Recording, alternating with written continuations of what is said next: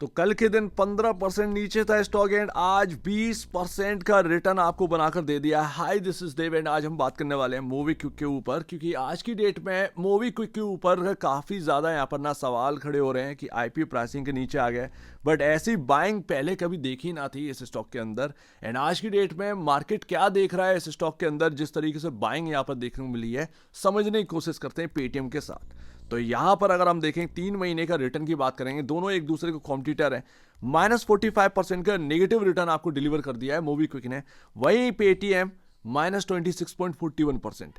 ये सिर्फ 3 महीने के बाद। 3 महीने को छोड़ दीजिए, अगर आप हाई की बात करें तो 700 रुपए का हाई लगा था इस स्टॉक के अंदर एंड लगातार ये स्टॉक फॉल में बना। 700 से गिनेंगे तो ये जो नेगेटिव रिटर्न है वो -45% को भी क्रॉस कर जाता है।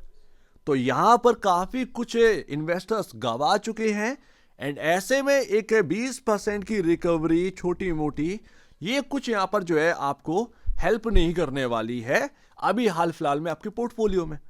लेकिन मार्केट देख क्या रहा है, जो एक निचले लेवल से ये घूमा है, मार्केट क्या भापने की कोशिश कर रहा है, क्यों यहां पर मूवी क्विक की तरफ एक इंटरेस्ट जा रहा है। तो वैसे तो अगर आप सही बात करें तो पेटीएम की आप बात कर लीजिए, आईपीओ प्राइसिंग और आईपीओ की लिस्टिंग प्राइस ऑलमोस्ट 2100 के आसपास का लिस्टिंग प्राइस था। वहां से अगर आप देखेंगे तो 50% से भी ज्यादा का लॉसेस में इन्वेस्टर आज की डेट में पेटीएम के अंदर बने हुए, आज की डेट में भी। वही अगर आप मूवी क्विक की बात करेंगे तो इनका भी सेम वैसा ही हाल है जो पेटीएम का हुआ लिस्टिंग के बाद। तो यहां पर दोनों भैया भैया है, आप अलग नहीं कह सकते, दोनों भाई भाई चल रहे हैं। मार्केट कैप ऑलमोस्ट पेटीएम का यहां पर आपका मूवी क्विक के कंपैरिजन यहां पर पहुंचता है लमसम 23 टाइम्स हायर।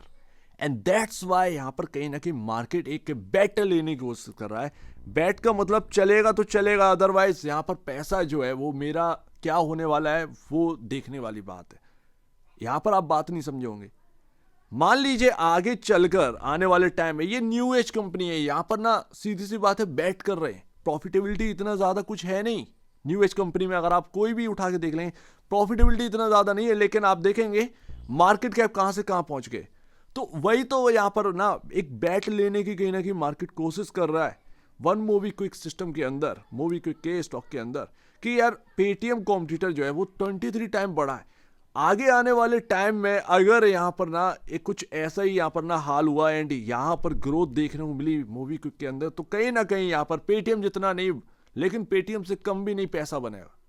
ये कहीं ना कहीं मार्केट भापने की कोशिश कर रहा है, क्योंकि मार्केट कैप बहुत छोटा है। आज की डेट में 2000 करोड़ का मार्केट कैप है, आपको 2000 करोड़ के मार्केट कैप पर एक पेटीएम का कॉम्पिटिटर मिल रहा है, बस इतनी सी ही बात है। मार्केट कहीं ना कहीं इसी चीज को भापने की कोशिश कर रहा है, इससे ज्यादा और कुछ नहीं। एंड आज का डिलीवरी डेटा जो है ना वो काफी इंपॉर्टेंट रहेगा, बिकॉज ऑफ आप देखेंगे इस स्टॉक के अंदर इन्वेस्टर आ ही नहीं रहा था।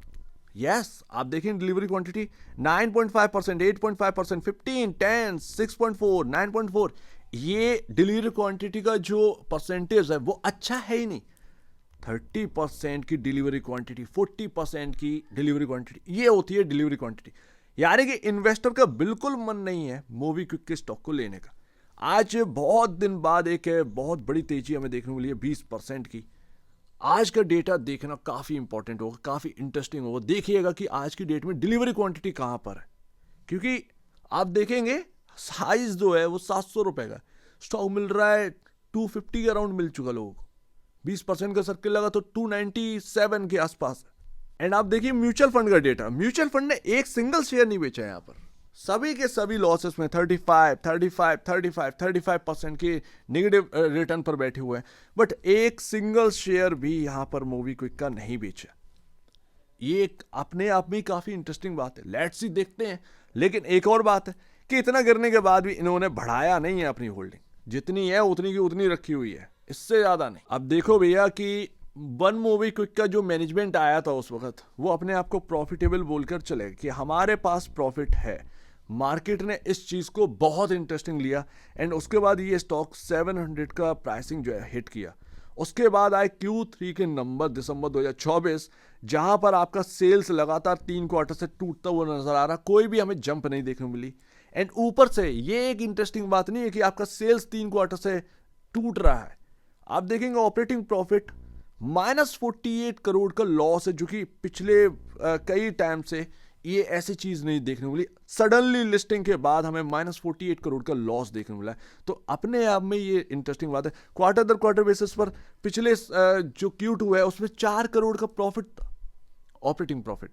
तो आप समझ रहे हैं ना कि एकदम से यहां पर पलक झपकती इतना बड़ा लॉस, एंड दैट्स वाई ये 700 वाला आपको जो है 200, 250 और 230 के आसपास, 220 के आसपास बिकता हुआ नजर आया कल। अदरवाइज आप देखेंगे इसे बढ़ते बाजार में पेटीएम का स्टॉक भी गिरा है, लेकिन इतना नहीं गिरा जितना कि मोबीक्विक का हाल है। मोबीक्विक तो अपने बहुत यहाँ पर ना दिक्कतों में देखने मिला। हालांकि उनके गिरने का रीजन, यानी कि पेटीएम के गिरने का रीजन उनका हाई वैल्यूएशन भी था, जो लाए थे 1.5 लाख करोड़ के आसपास का वैल्यूएशन पर लाए थे, अब संभाले नहीं संभल रहा था। तो यही तो बात है। नेट प्रॉफिटेबिलिटी देखेंगे -55 करोड़ है, जो कि पिछले कई क्वार्टर से हमें ये देखने को नहीं मिला।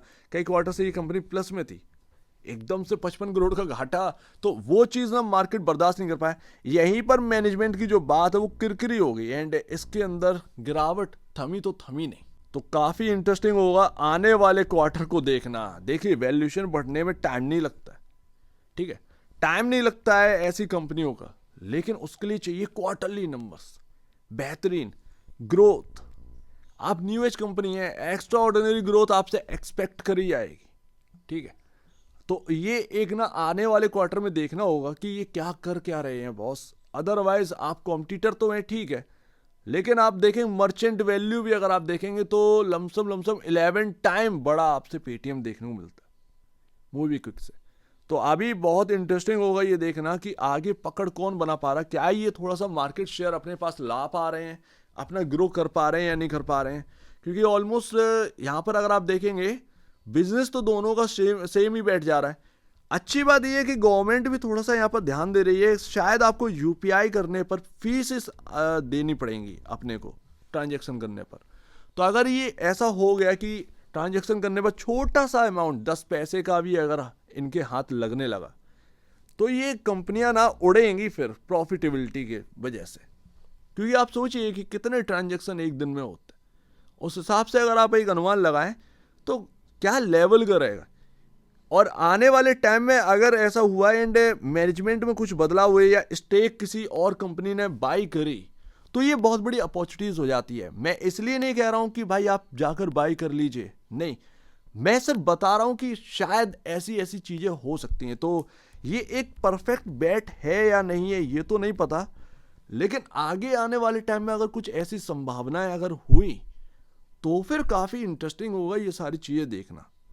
तो इसीलिए कहीं ना कहीं बहुत सारे लोग यही बुद्धि लगा रहे हैं कि आगे आने वाले टाइम में अगर ये कंपनी प्रॉफिटेबिलिटी में आ गई तो ये फिर जिस तरीके से वैल्यूएशन न्यू एज कंपनी की बढ़ती हुई नजर आती है, वैसे इनकी भी कहीं ना कहीं इंक्रीज होती हुई नजर आ सकती है। तो ये एक परफेक्ट बेट है या नहीं है ये तो फ्यूचर ही बताएगा।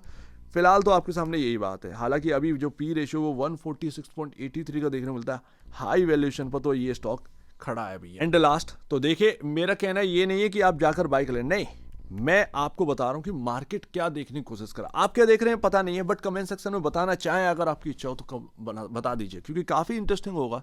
आप क्या सोच रहे हैं इससे भी थोड़ा सा फर्क पड़ता है, तो बाकी लोगों को भी थोड़ा सा आराम रहेगा समझने में कि क्या वन मोबीक्विक के अंदर एंटर करना चाहिए या नहीं करना चाहिए। तो ये एक आसानी रहेगी। सो उम्मीद है काफी कुछ आपको समझ में आया होगा। एक बहुत लंबे टाइम बाद एक ग्रीन कैंडल बहुत ही अच्छी खासी बनी है। क्या कोई रिवर्सल आने वाला है? लेट्स सी, देखते हैं। काफी इंटरेस्टिंग होगा मोबीक्विक को देखना। सो उम्मीद है काफी कुछ आपको समझ में आया होगा। ये कोई बाय और सेल रिकमेंडेशन नहीं है, अपने फाइनेंशियल एडवाइजर से पूछ के करी गया। हालांकि फ्यूचर बताएगा कि इसके अंदर होना क्या है, कोई अपने को पता नहीं है। कोई कितना भी बड़ा इन्वेस्टर क्यों ना आया, कितना भी बड़ा एनालिसिस क्यों ना कर ले कोई, लेकिन इन चीजों में कोई नहीं बता सकता कि आगे होने वाला क्या। सीधी सी बात है, अगर कोई बिग प्लेयर आया, उसने एंटर कर लिया, कंपनी बदल के रख दी, तो एक अलग बात होती है। वो होगा या नहीं होगा हमको नहीं पता। बट अभी हाल फिलहाल में जो मैनेजमेंट कह के गए थे वो Q3 के नंबर्स उस हिसाब से नहीं आए, इसीलिए मार्केट ने इतना बड़ा रिएक्ट जो है ना करते हुए नजर आई। लेकिन आने वाले क्वार्टर अगर अच्छे हुए तो शायद एक रिकवरी हमें देखने को मिले, शायद। अब वो होगा या नहीं होगा, लेट्स सी। सो उम्मीद है काफी कुछ आपको समझ में आया होगा। बताइएगा क्या बैट लेने के लिए तैयार है मोबीक्विक के अंदर या नहीं, और ले रहे हैं तो आप क्या सोच कर ले रहे हैं कमेंट सेक्शन में बताइएगा। तो एक बार निवेश से पहले या बेचने से पहले अपने ब्रोकर एडवाइस से जरूर सलाह लीजिएगा, या खुद की स्टडी करेगा, उससे बेहतर कुछ भी नहीं। खुद की स्टडी मस्ट है, तो आप दीजिए। वीडियो देखने के बाद तो धन्यवाद दोस्तों।